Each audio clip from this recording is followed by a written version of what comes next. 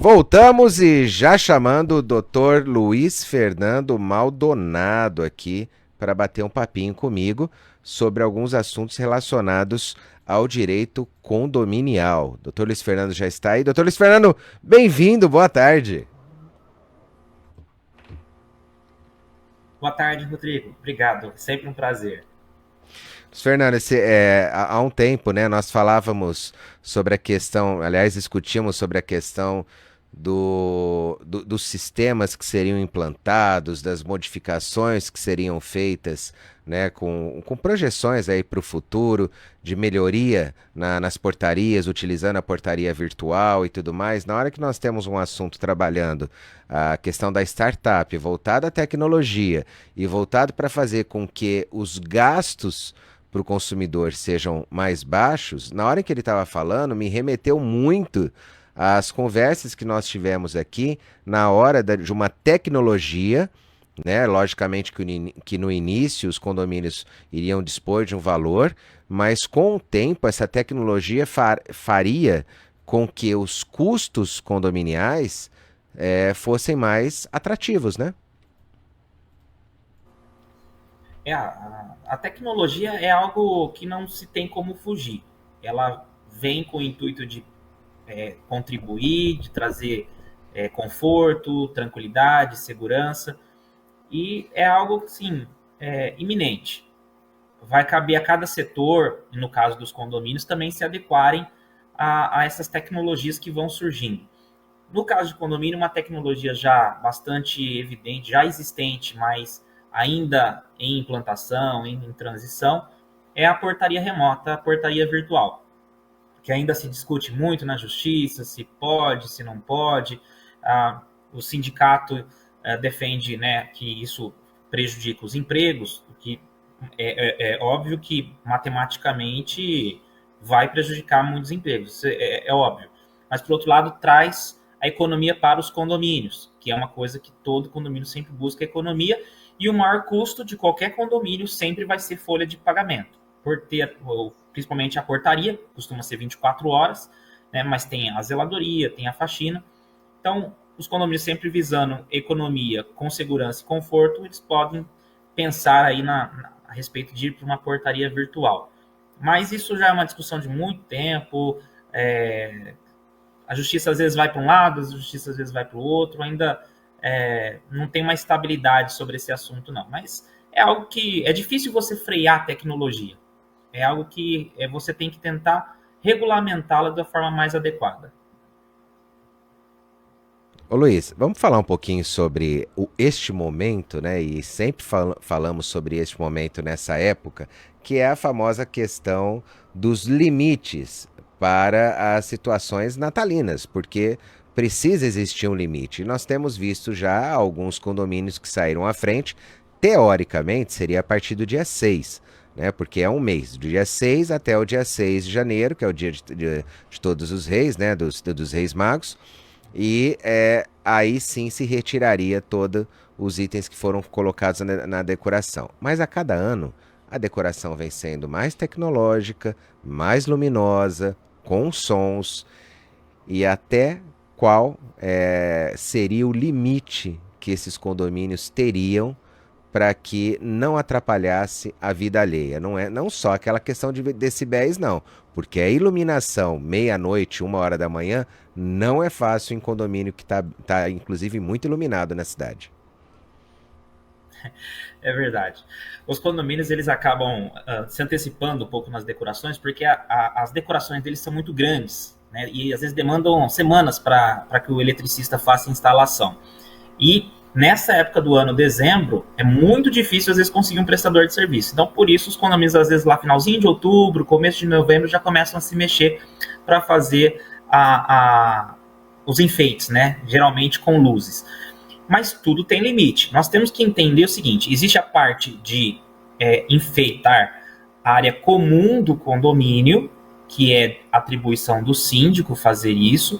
Ele vai definir as decorações, ele vai contratar o eletricista, não deve jogar isso para o zelador, a não ser que seja uma decoração muito pequena, muito simples, mas se mexer com parte elétrica, instalações mais complexas, a instalação em altura, nesse caso ele já deve contratar um eletricista. Então o síndico ele vai ter que ter esse cuidado.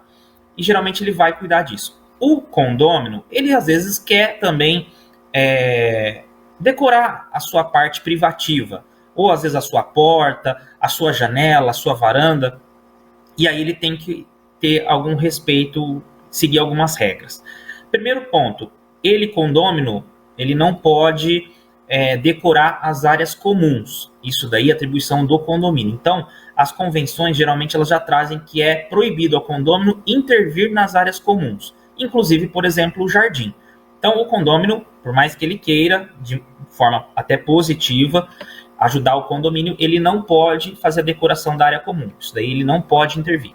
Na área dele, onde ele pode fazer pequenas decorações na porta, desde que, por exemplo, ele já não pode fazer no hall, ali onde ficam a divisão dos apartamentos, porque existe norma dos bombeiros que determina que os espaços ali da área comum do condomínio, elas precisam estar sem obstáculos, porque em caso de um incêndio e da necessidade de se evacuar o prédio correndo, não pode ter obstáculos, não pode ter vaso, não pode ter tapete, não pode ter nada que impeça ou dificulte que as pessoas saiam com o devido tempo, tropecem, caiam.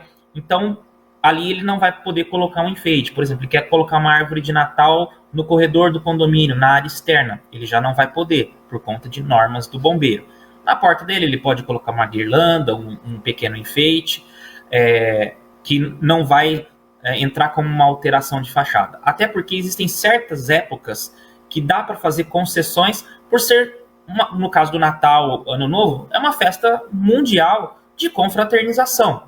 Então, nesses casos, há algumas exceções, há alguns benefícios. Nós já falamos, por exemplo, até Copa do Mundo. Copa do Mundo é uma outra época, por exemplo, que há uma exceção. É uma confraternização do futebol mundial, o esporte mais praticado no mundo. Então, nesse caso, por exemplo, da Copa do Mundo, aceita-se a colocação de bandeiras. Então, no Natal, da mesma forma, aceita-se a colocação das luzinhas. O condômino ele pode colocar na janela dele, na varanda, respeitando alguns critérios. Como você bem mencionou, existe a questão do barulho, existem as luzes ou enfeites que emitem sons, e esse som não pode ser de forma a perturbar o vizinho ou atrapalhar. Às vezes, hoje nós temos muitas pessoas em home office, então não pode perturbar o trabalho da pessoa, o descanso, né, o sono. Então, se for um que tenha barulho, ele vai ter que ter essas restrições, esses cuidados. Se tiver regulagem de volume, a pessoa deve ter esse cuidado. Mas não é só isso. Existe também a iluminação, pisca-pisca, geralmente. Então, isso pode, dependendo da forma como ele for instalado, se for virado para a janela do quarto de uma pessoa, para a sala, e isso fica incômodo, a pessoa tem o direito de reclamar em relação a essa situação também. Então, não é só o barulho que pode ser incômodo. Às vezes, a iluminação pode se tornar incômoda. Então, isso que o condômino vai precisar ter atenção, bom senso, o síndico vai precisar estar atento a essas eventuais reclamações e sempre procurar trabalhando a intermediação. O síndico tentar conversar, chegar num consenso, chegar num acordo, às vezes adequar a instalação que está sendo feita. Então, esses são cuidados que precisam. E para os condomínios que querem trabalhar de uma forma mais organizada, mais harmônica, quando fizerem uma assembleia, podem estabelecer um padrão e determinar regras para que cada condômino também faça a sua iluminação natalina. Então, às vezes alguns condomínios que já prevêem esse final de ano dessa forma, a maioria acaba deixando livre. Cada condômino faz a sua decoração na varanda, na janela, que são os lugares mais utilizados. Então, acaba cada um colocando de um jeito ou de uma cor diferente e perde aquela harmonia. Tem condomínios que colocam uma regra em assembleia e estabelecem a forma de se colocar, por exemplo, contornando a varanda, né, ou contornando o parapeito, sempre luzinhas amarelas ou brancas, e isso se torna uma regra por ter sido aprovado em assembleia, e aí o condômino que quiser instalar, ele pode instalar e vai manter uma harmonia do condomínio.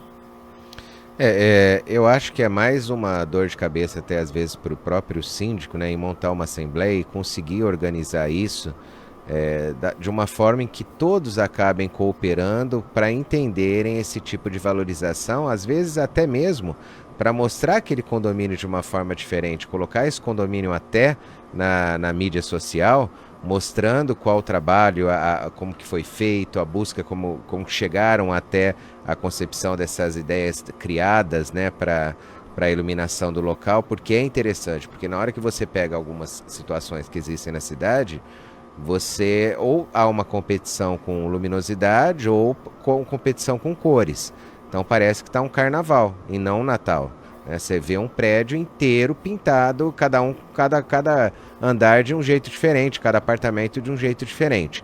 Agora, quem não tem esse tipo na Assembleia, né? E não provavelmente não dará tempo em se resolver isso porque já estamos no mês referente ao Natal. Como lidar com essa situação, tanto com a questão da luminosidade, tanto quanto a questão que alguns desses itens possuem sons.